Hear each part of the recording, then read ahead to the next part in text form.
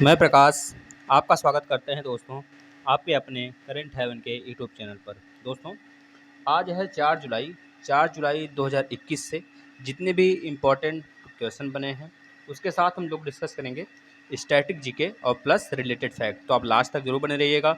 अगर आपको सेशन अच्छा लगता है तब आप शेयर करिएगा और सब्सक्राइब नहीं किए हैं तो सब्सक्राइब करके बेल आइकन पर क्लिक कर लीजिएगा, जिससे कि डेली आपको यह सेशन 6 बजे देखने को मिल जाए। चलिए तो स्टार्ट कर लेते हैं। दोस्तों ये सारे एग्जाम्स के लिए महत्वपूर्ण होता है, चाहे आप जिस भी एग्जाम्स का प्रिपरेशन करते हो। चलिए देख लेते हैं पहला प्रश्न। हाल ही में पुष्कर सिंह धामी को किस राज्य के मुख्यमंत्री के रूप में नियुक्त किया गया, यानी कि उनको किस राज्य का मुख्यमंत्री चुना गया है। दोस्तों आपको पता है दोस्तों, जो उत्तराखंड के मुख्यमंत्री थे त्रिवेंद्र सिंह रावत, उनके जगह किसको चुना गया है दोस्तों, तो बता देंगे पुष्कर सिंह धामी को चुना गया है उत्तराखंड का मुख्यमंत्री। दोस्तों ये चीज़ याद रखेंगे, यह प्रश्न इंपॉर्टेंट है और बेहद ही करंट का है, तो आप इसको याद रखेंगे। दोस्तों आप यहाँ पे बात हुआ है उत्तराखंड की, तो उत्तराखंड के बारे में आपको सब कुछ बताते हैं। सबसे पहले इनके बारे में बात कर लेते हैं दोस्तों, पुष्कर सिंह धामी के। तो दोस्तों ये 45 वर्षीय हैं, याद रखेंगे। दोस्तों ये खटीमा निर्वाचन क्षेत्र के विधायक भी रहे हैं, याद रखेंगे। उधम सिंह नगर जिले के खटीमा निर्वाचन क्षेत्र के विधायक भी रह चुके हैं दोस्तों, याद रखेंगे। दोस्तों ये तीरथ सिंह का जगह लिए हैं, पहले इसके पहले त्रिवेंद्र सिंह रावत थे, फिर उसके बाद तीरथ सिंह आए, फिर तीरथ सिंह की जगह दोस्तों यह ले लिए हैं पुष्कर सिंह धामी। ये चीज़ याद रखेंगे। अगर दोस्तों बात करें उत्तराखंड के राज्यपाल, तो बता देंगे दोस्तों बेबी रानी मौर्य हैं। और उत्तराखंड के बारे में आपको और विशेष चीज़ हम आपको बताते हैं। तो उत्तराखंड का जो देहरादून में सौग्य डैम बन रहा है, याद रखेंगे सौग्य डैम, याद रखेंगे सौग्य या फिर सौम्य डैम, दोनों इसको बोल सकते हैं। तो यहाँ पे बात करें, इसका कैपिटल तो देहरादून है, लेकिन ग्रीष्मकालीन अगर आपसे पूछता है कौन बनाया गया अभी नया कैपिटल, तो बता देंगे गैंडसेड़। कौन दोस्तों, गैंडसेड़। अगर बात करेंगे सूर्यधर झील यहीं पर स्थित है, याद रखेंगे। दोस्तों यहाँ पर जिम कार्बेट नेशनल पार्क, जिसका नाम था हैली नेशनल पार्क, सबसे पुराना नेशनल पार्क जो कि यहीं पर स्थित है।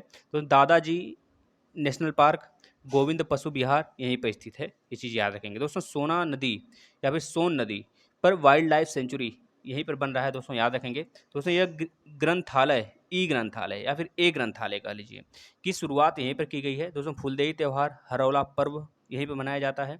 महिलाओं को मालिकाना हक देने वाला राज्य यह पहला बना था दोस्तों, याद रखेंगे। कोरोना वायरस पोर्टल दृष्टि सटीक जानकारी देने के लिए यहीं के राज्य सरकार द्वारा लॉन्च किया गया था। बेरोजगार युवाओं के लिए होप पोर्टल यहीं के राज्य सरकार द्वारा लॉन्च किया गया था दोस्तों, याद रखेंगे। दोस्तों बात करें स्मृति पहल का उद्घाटन जो किया गया था यहीं के राज्य सरकार द्वारा, यानी कि उत्तराखंड में ही यह शुरू किया गया था। भारत का पहला लाइकन पार्क भी उत्तराखंड में ही बनाया गया था दोस्तों, याद रखेंगे। दोस्तों फूलों की घाटी यहाँ पर स्थित है, याद रखेंगे, फूलों की घाटी उत्तराखंड में स्थित है, ये चीज़ याद रखेंगे। दोस्तों यहाँ की लोकसभा सीट 5 है, राज्यसभा सीट 3 है, विधानसभा सीट 71 है। यहाँ का जो राज्य स्थापना दिवस मनाया जाता है 9 नवंबर को मनाया जाता है। 9 नवंबर 2000 को इस राज्य का गठन हुआ था, ये बात याद रखेंगे, जो कि यह उत्तरांचल के नाम से जाना जाता है, यूपी से कट के बना था, ये चीज़ याद रखेंगे। चलिए नेक्स्ट प्रश्न की तरफ। हाल ही में अंतर्राष्ट्रीय सहकारिता दिवस कब मनाया गया?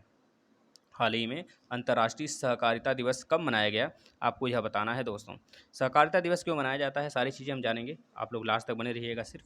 दोस्तों यह मनाया गया है हाल ही में 3 जुलाई को। कब मनाया गया? 3 जुलाई को मनाया गया है दोस्तों। हाल ही में अंतर्राष्ट्रीय सहकारिता दिवस जो मनाया गया है, कब मनाया गया है? 3 जुलाई को। तो संयुक्त राष्ट्र सहकारिता के बारे में जागरूकता बढ़ाने के लिए प्रत्येक वर्ष जुलाई के पहले शनिवार को अंतर्राष्ट्रीय सहकारिता दिवस मनाया जाता है। ये चीज़ याद रखेंगे, जुलाई के पहले शनिवार को। तो जुलाई का पहला शनिवार इस बार 3 जुलाई को पड़ा है, तो इस वजह से 3 जुलाई को यह सहकारिता दिवस मनाया गया है दोस्तों इस दिन की जो शुरुआत हुई थी 1923 से मनाया जाना स्टार्ट हुआ था, ये बात याद रखेंगे दोस्तों। सहकारिता समिति में अगर बात करें कितने मेंबर हैं या फिर कितने लोगों को इसमें कह लीजिए कि रोजगार दिया गया है, तो बता देंगे 280 मिलियन। 280 मिलियन लोगों को इस सहकारिता अंतर्राष्ट्रीय सहकारिता संगठन में दोस्तों रोजगार मिला है, ये चीज़ याद रखेंगे। अगर बात करें यह जो 280 मिलियन हैं, यह आपके पूरे विश्व के कितने परसेंटेज के रूप में देखा जाता है आबादी का, तो बता देंगे 10%, पूरे आबादी का 10% पूरे युवक जो हैं इसमें वर्क करते हैं। चलिए अगले प्रश्न की तरफ चलते हैं। दोस्तों हाल ही में किस भारतीय पहलवान पर डोपिंग के आरोप के कारण 2 साल का प्रतिबंध लगाया गया है, तो बता देंगे दोस्तों ये किसके ऊपर लगाया गया है? सुमित मलिक। किसके ऊपर दोस्तों? सुमित मलिक के ऊपर लगाया गया है, ये चीज़ याद रखेंगे दोस्तों यहाँ पर डोपिंग के आरोप के कारण इस साल का प्रतिबंध लगाया गया है 2 साल के लिए। कितने साल के लिए? 2 साल के लिए, ये बात याद रखेंगे। 2 साल के लिए इनके ऊपर प्रतिबंध लगाया गया है दोस्तों। यह किसके द्वारा लगाया जाता है? तो 2 संस्था है, एक नाडा है, एक वाडा। कौन कौन, एक नाडा, याद रखेंगे दोस्तों, एक वाडा, WADA, 2 संस्था है जो कि एक वर्ल्ड स्तर पर काम करता है, एक नेशनल स्तर पर। दोस्तों वाडा का फुल फॉर्म होता है the world anti doping agency. इसका हेडक्वार्टर कहाँ पर है, मॉन्ट्रियल, जो कि कनाडा में स्थित है। स्थापना 10 नवंबर 1999 को हुआ था, याद रखेंगे। अगर बात करें नाडा का, तो नाडा का फुल फॉर्म होता है नेशनल एंटी डोपिंग एजेंसी।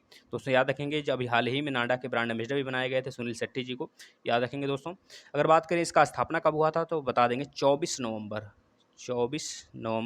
2005 को हुआ था दोस्तों। 2005 को इसका स्थापना और 1999 को वाडा की स्थापना दोस्तों हुआ था, अब इसे याद रखेंगे। अगर यहाँ पे बात करें हम भारतीय पहलवान सुमित मलिक की, तो सुमित मलिक के बारे में दोस्तों आपको बता देते हैं, ये 28 वर्ष के हैं। यह दोस्तों सोफिया में विश्व ओलंपिक क्वालिफायर स्पर्धा के दौरान यह परीक्षण, मतलब कि यह टेस्ट दे रहे थे, तभी अचानक पता चला है कि यह डोपिंग के गिरफ्त में आ चुके हैं। मतलब कि इनको एक तरह से, इनको कह लीजिए कि डोपिंग एक नशा होता है दोस्तों, है ना, कि जो कि एथलेटिक्स जो होते हैं अपने नस में या फिर अपने बॉडी में ले लेते हैं, और उसके बाद इनको कोई भी जो परेशानियां होती हैं, दिक्कत परेशानियां, वो चीज़ें नहीं होती हैं। तो बस वही एक डोपिंग एजेंसी होता है जो कि हर एथलेटिक्स को या फिर हर जो प्लेयर होते हैं उनको अपना चेक करवाना होता है। तो इन्होंने जब चेक करवाया तो इनको पाया गया कि आप लिप्त हैं डोपिंग एजेंसी, यानी कि डोपिंग से आप लिप्त हैं, तो इनको 2 साल के लिए इनके ऊपर प्रतिबंध लगाया गया। दोस्तों याद रखेंगे, इसके पहले 125 किलोग्राम वर्ग में टोक्यो खेलों के लिए क्वालिफाई इन्होंने किया था दोस्तों। ये टोक्यो बारे में बात करते हैं। टोक्यो का मतलब जापान का कैपिटल है टोक्यो। तो यहाँ पे जापान के बारे में बात हुआ है, तो जापान के बारे में आपको कुछ बताते हैं। जापान का अगर बात करें दोस्तों, जापान का जापानी भाषा में नाम क्या है, तो निप्पॉन। जापान को जापानी भाषा में निप्पॉन कहते हैं। दोस्तों यह सूर्योदय का देश के नाम से भी जाना जाता है, याद रखेंगे, क्योंकि पूरे महाद्वीप, एशिया महाद्वीप में अगर देखा जाए तो पूरे पूर्व स्थिति में, तो पूरब की तरफ स्थित है, इस वजह से इसको हम सूर्योदय का देश भी कहते हैं दोस्तों। इसमें जो जापान में हैं तो बहुत सारे आइलैंड, लेकिन 4 प्रमुख आइलैंड है जो सबसे बड़े में गिना जाता है। होकाइडो, होन्शु, शिकोकू, क्यूशु, ये क्रम से हैं, आप याद कर लेंगे। इसमें सबसे बड़ा कौन है दोस्तों, होन्शु सबसे बड़ा माना जाता है कि हमारा आइलैंड है, ये चीज़ याद रखेंगे दोस्तों, जापान का। दोस्तों याद रखेंगे, जापानी नाम में निप्पॉन है, यानी सूर्योदय का देश, इसकी राजधानी टोक्यो है। दोस्तों यहाँ पे बात करेंगे जागृत ज्वालामुखी यहाँ पर कौन सी है जो कि बहुत ज़्यादा फेमस होता है, हमेशा नाम पूछा जाता है, तो बता देंगे फ्यूजियामा। तो जापान का डेट्रॉयट नगोया को कहते हैं, याद रखेंगे दोस्तों। जापान का मैनचेस्टर ओसाका को कहते हैं। औद्योगिक प्रदेश जो जापान के हैं, क्वांटो का मैदान, याद रखेंगे, क्वांटो का मैदान, कोबे, ओसाका प्रदेश, नगोया और नागासाकी, यही सब हैं दोस्तों यहाँ के औद्योगिक प्रदेश हैं। प्रमुख जनजाति यहाँ की एनु है। कौन है दोस्तों, एनु, याद रखेंगे, एनु। दोस्तों यहाँ पे बात करें, अगस्त 1945 में अमेरिका द्वारा प्लूटोनियम बम फाइटमैन के नाम से नागासाकी पे गिराया गया था। दोस्तों इसके पहले 3 दिन 6 अगस्त 1945 को यूरेनियम बम, पहले यूरेनियम बम फिर प्लूटोनियम बम, याद रखेंगे। यूरेनियम बम लिटिल बॉय नामक उसका एक नामकरण किया गया था, लिटिल बॉय, उसको हिरोशिमा पर गिराया गया था, और 9 अगस्त को नागासाकी पे गिराया गया था दोस्तों, याद रखेंगे, जिसका भुगतान आज तक जापान कर रहा है दोस्तों। सेकेंड वर्ल्ड वार तभी जाके वह समाप्त हुआ था। ये सारी घटना हम आपको कभी बता देंगे। चलिए नेक्स्ट प्रश्न की तरफ चलते हैं। हाल ही में WHO ने किस देश को मलेरिया मुक्त बताया है दोस्तों? इंपॉर्टेंट प्रश्न है दोस्तों, इसका आंसर, हाँ तो दोस्तों इसका आंसर क्या हो जाएगा, तो बता देंगे चीन को। दोस्तों चीन को अभी हाल ही में WHO के जो हेड हैं टेड्रोस एडनॉम, जो कि अफ्रीका महाद्वीप के हैं दोस्तों, उन्होंने चीन को बिल्कुल भी मलेरिया मुक्त कर दिया गया। तो इससे पहले अगर बात करें पिछले कई दशकों में, 3 दशक की अगर बात करें, 3 दशकों में, तो 1981 में 1981 में ऑस्ट्रेलिया को, सिंगापुर को 1982 में, ब्रुनेई दारुसलम जिसका नाम है, इसको 1987 में। इसके बाद अगर बात करें दोस्तों, बहुत सारे देश, जैसे कि अगर बात करें 2021 में सल्वाडोर को, और 2019 में अल्जीरिया और अर्जेंटीना को, अभी हाल ही में 2018 में आपने सुना होगा कि पराग्वे और उज्बेकिस्तान को। ये बहुत बार एग्जाम में पूछा गया दोस्तों ये प्रश्न। इतने सारे देशों को इन्होंने क्या किया था, मलेरिया मुक्त किया था दोस्तों, याद रखेंगे। एक तरीके से चीन के लिए सफलता की कुंजी भी कह लीजिए है दोस्तों। अगर चीन की राजधानी की बात करें तो बीजिंग है दोस्तों। चीन का मुद्रा रैनबिंबी युआन दोनों है। चीन के राष्ट्रपति शी जिनपिंग है। अब चीन के बारे में ही बात हुआ है तो चीन के बारे में थोड़ा सा हम आपको और बता देते हैं। विश्व में सबसे ज़्यादा बॉर्डर शेयर करने वाला, यानी कि 13 देशों से, लगभग 13 देशों से दोस्तों यह अपना बॉर्डर शेयर करता है, 22,000 किलोमीटर, याद रखेंगे। उसमें 13 देश कौन कौन से हैं? आपके मध्य एशिया के तजाकिस्तान, किर्गिस्तान, अफगानिस्तान, पाकिस्तान, इसके बाद भारत, नेपाल, भूटान, म्यांमार, वियतनाम, उत्तरी कोरिया, मंगोलिया, रूस, कजाकिस्तान, लाओस, ये सब आ जाते हैं दोस्तों। इसके संसद का नाम है नेशनल पीपुल्स कांग्रेस, याद रखेंगे दोस्तों। अगर बात करें दोस्तों, भारत के 5 राज्यों से बॉर्डर शेयर करता है। कितना बॉर्डर शेयर करता है भारत से? 3488 किलोमीटर। कितना दोस्तों? 3488 किलोमीटर ये बॉर्डर से अपना शेयर करता है भारत के। याद रखेंगे दोस्तों। अभी हाल ही में चांग E5 मिशन, लूनर मिशन था चीन का, ये लॉन्च किया गया था दोस्तों। लॉन्ग मार्च रॉकेट यानी 5 रॉकेट लॉन्च, यहाँ पे लॉन्ग मार्च 5 रॉकेट लॉन्च किया गया था, ये चीज़ याद रखेंगे। अप स्टार 60 दूरसंचार उपग्रह भी यहाँ पे लॉन्च किया गया था।